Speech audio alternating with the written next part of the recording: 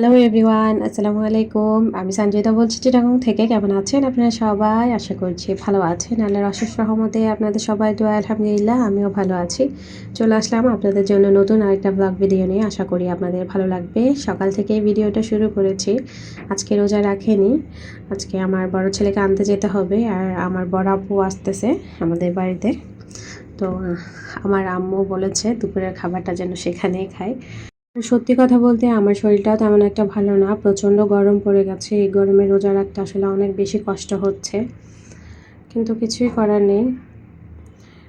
মানে না পারতে আসলে আমি রোজাগুলোকে মিস দিয়েছি।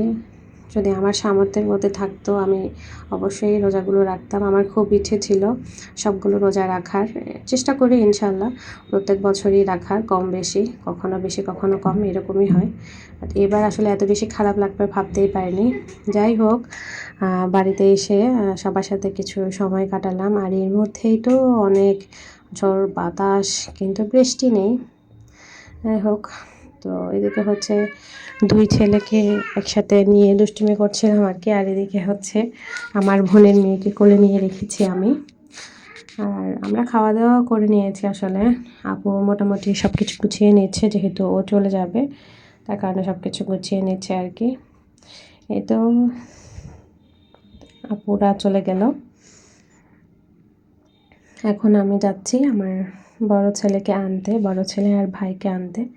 আমার আপুরা আর আমরা একসাথে বেরিয়েছি। আসলে অনেকটা দেরি হয়ে গেছে। আমার বড় ভাই মানে আমার বড় আপুর হাজব্যান্ড আস্তে আস্তে একটু লেট করে ফেলেছেন। ওনারা অফিসের কাজ শেষ করে আস্তে আস্তে একটু দেরি হয়ে গেছে, যার কারণে আমাদেরও বেরোতে লেট হয়ে গেছে। না হয় এতক্ষণে তো আমরা বাচ্চাদেরকে বাসায় নিয়ে আসতাম। যাই হোক, কোনো ব্যাপার না, আমরা তো ওদেরকে নিয়ে আসার জন্য যাচ্ছি। দেরি হলেও কোনো রকম অসুবিধা হবে না। আর আসলে রাস্তাঘাটগুলো একটু ভালোই লাগছে, যেহেতু আজকে একটু হালকা হালকা বৃষ্টি পড়েছে বিকেল টাইমটাতে। রোড ঘাটে একটু ভেজা ভেজা ভালোই লাগছে, প্রচণ্ড গরমে একটু ভেজা ভাব। তো আমরা চলে আসলাম। তো এখানে গেট তালা মারা, তো যার কারণে আমরা কিছুক্ষণ দাঁড়িয়েছিলাম আর কি। হয়তো সবাই অন্য কাজে ব্যস্ত ছিলেন। এর মধ্যেই হচ্ছে আমি অফিস রুমে উঠে গেলাম। ওদের মাদ্রাসার অফিস রুম হচ্ছে দোতলায়, প্রথমে নিচতলায় ছিল, এখন দোতলায় অফিস রুম হয়েছে। তো এখন ছেলেদেরকে নিয়ে বাসায় চলে যাচ্ছি। আলহামদুলিল্লাহ বেশ অনেক দিনেরই ছুটি পেয়েছে ছেলে, 10 থেকে 15 দিন মতো। সব মিলিয়ে আর কি 10-12 দিনের মতো ছুটি দিয়েছে, বাট বাচ্চারা আস্তে আস্তে 14-15 দিন লাগিয়ে দেবে, এটা আসলে সবসময় হয়। ওরা তো আসলে ফ্যামিলিকে ছাড়া থাকে, বছরে 2-3 বার ছুটি পায়। ওই ছুটির দিনগুলো আসলে কয়েকটা দিন কাটাতে ভালোই লাগে। আর এদিকে হচ্ছে আমার ছেলে তার হচ্ছে যে ব্যাগটা, ওইটার হচ্ছে আংটাটা ছিঁড়ে ফেলেছে, মানে যেটা দিয়ে আর কি ওটা নেওয়া হয়। আমার ছেলের আসলে খুবই দুষ্টু, কী বলবো। যাই হোক, এখন আমরা গাড়ির জন্য ওয়েট করছি, গাড়ি আসলে পাচ্ছিলাম না। তারপর শেষ পর্যন্ত এই তো আমরা পেয়ে গেলাম গাড়ি। গাড়িতে আমরা অটোতে করেই এসেছি আসলে। তার ওইদিকে হচ্ছে আমার আম্মুকে আর আমার ভাইকে নামিয়ে দিলাম। আর এখন আমরা সোজা চলে যাচ্ছি আমাদের বাসায়। আর আমার ছোট ছেলে দেখতেই পাচ্ছেন, সে খুব রাগ দেখাচ্ছে, একদম অফ করে আছে। সে মূলত চেয়েছিল তার নানুর সাথে চলে যেতে, বাট আমি তো তাকে যেতে দিই নাই। যেতে না দেওয়াতেই তার যত অভিমান, সে মুচকে মুচকে হাসছে কিন্তু রাগও দেখাচ্ছে। তো এটা নিয়ে আসলে অনেকক্ষণ হাসাহাসি করলাম। আর আজকে যাওয়ার সময়ও জ্যাম পেলাম, আসার সময়ও জ্যাম, মানে গাড়িটা খুব আস্তে আস্তে চলছে। 2 মিনিটের একটা রাস্তা, আসলে 5-10 মিনিট লাগলে অনেক বিরক্তি লাগে আমার। মানে হয় না যে একটা নিয়ে চলে যেতে পারি। আর অটোরিকশা তো খুব দ্রুত চালায়, নর্মালি বাংলা রিক্সা দিয়ে 5 মিনিট লাগে, কিন্তু অটোরিকশা দিয়ে তেমন একটা সময় লাগে না। আমার মনে হয় না যে 2-3 মিনিটের বেশি লাগে। অবশ্য কখনো ঘড়ি ধরা তেমন একটা টাইম সেট করিনি, কিন্তু অত বেশি সময় আসলে লাগে না। আর এদিকে দেখলাম যে আমার তুষি রানী পড়ছে, এই বইটা আমার ছেলে খুলে রেখে গিয়েছে। আর আমি ওকে ভিডিও করার সাথে সাথে আমার বাকি বিড়ালরাও চলে এসেছে। আমার বিড়ালদেরকে দেখে কেউ মাশাআল্লাহ বলতে ভুলবেন না। তো ছেলেকে পড়িয়ে নিলাম, এখন চলে এলাম ভাত বসাতে আর অন্যান্য বাকি সব কাজগুলো করতে আর কি। মানে গৃহিণীদের তো আসলে কাজের কোনো শেষ নাই। তারপরেও আলহামদুলিল্লাহ আমার শাশুড়ি রান্নাবান্না করেন, আমার তেমন একটা ঝামেলা পোহাতে হয় না। বাকি কাজগুলো আমি করি আর কি, যেহেতু আমার রান্নার কাজটা আম্মু সামলান।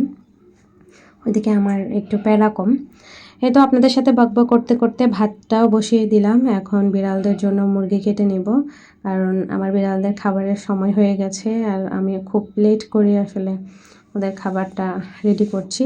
এর মধ্যে আমি ড্রেসও চেঞ্জ করে এসেছি, কারণ ওই ড্রেসটা একটু গরম লাগছিল আমার, একটু না আসলে অনেক বেশি গরম লাগছিল, যার কারণে ড্রেসটাও চেঞ্জ করে আসলাম। আর এখন যেহেতু কোরবানি, আমার আশেপাশে অনেক নয়েজ শোনা যেতে পারে, তার জন্য আমি আন্তরিকভাবে দুঃখিত। আসলে আমি চাইলেও এরকম মানে আগের মতো নয়েজ ফ্রি ভয়েস দিতে পারছি না, যেহেতু আশেপাশে সবার এখানে গরু নিয়ে এসেছে আর সব জায়গায় একটু হইচই বেশি, যেহেতু ঈদুল আজহা বলে কথা। এই মাসটা আসলে বাচ্চাদের জন্য অনেক আনন্দের হলেও আমার মনে হয় প্রত্যেকটা মুসলিম জাতির জন্য অনেক সমৃদ্ধ একটা সময়, মানে নিজের ইবাদতগুলোকে আল্লাহর কাছে কবুল করার, পূর্বের গুনাহগুলোকে মাফ করানোর একটা মোক্ষম সময় এই মাস, জিলহজ মাস। তো আমরা বেশি বেশি করে নামাজ পড়বো, কোরআন পড়বো, যাতে আমাদের পূর্বের গুনাহগুলো আল্লাহ পাক মাফ করে দেন, আমাদেরকে পবিত্র করে দেন। আমরা যেন সবাই তো আসলে 2 দিনের দুনিয়া, আমরা ক্ষণস্থায়ী দুনিয়াতে আছি, আজকে কালকে আগ পিছ করে সবারই যেতে হবে। তো ওই যাওয়াটা যেন খুব সুন্দর হয়, খুব মধুর হয়, ওই চেষ্টাই করবো ইনশাল্লাহ। আমরা যত বেশি পারি এই মাসে বেশি বেশি রোজা রাখার, বেশি বেশি কোরআন তেলাওয়াত করার, নফল ইবাদত করার তৌফিক দান করুক আমাদেরকে। আমরা চেষ্টা করব যেন নফল ইবাদতগুলো আমরা বেশি বেশি করতে পারি। আল্লাহ আমাদের নফল ইবাদতগুলোকে কবুল করে নিন, আমিন। যাই হোক, আপনাদের সাথে অনেক বকবক করে নিলাম। বকবক করতে করতে আমার মুরগিটাও প্রায় কাটা শেষ। এখন ধুয়ে মুরগিটা সেদ্ধতে বসিয়ে দেব।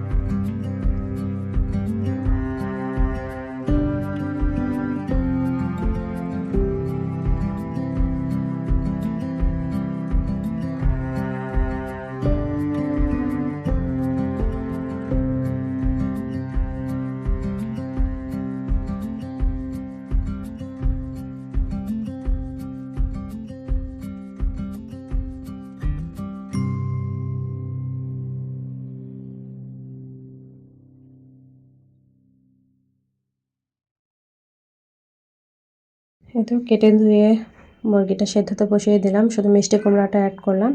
আপনারা যারা রেগুলার আমার ভিডিও দেখেন তারা তো জানেনই আমি এইভাবেই বিড়ালদের জন্য খাবার সেদ্ধ করি। তো দেখতে দেখতে ভিডিও শেষ পর্যায়ে চলে এলাম। আর এবছরের প্রথম লিচু দেখে মাশাআল্লাহ খুবই সুন্দর লাগছে আর খেতেও খুবই মিষ্টি ছিল। যাই হোক, আজকের ভিডিওটা এ পর্যন্তই। ইনশাআল্লাহ দেখা হবে নেক্সট কোনো ভিডিওতে। ততক্ষণের জন্য সবাই ভালো থাকবেন, সুস্থ থাকবেন। আজকের মতো এখান থেকে বিদায় নিচ্ছি। আল্লাহ হাফিজ। আসসালামু আলাইকুম।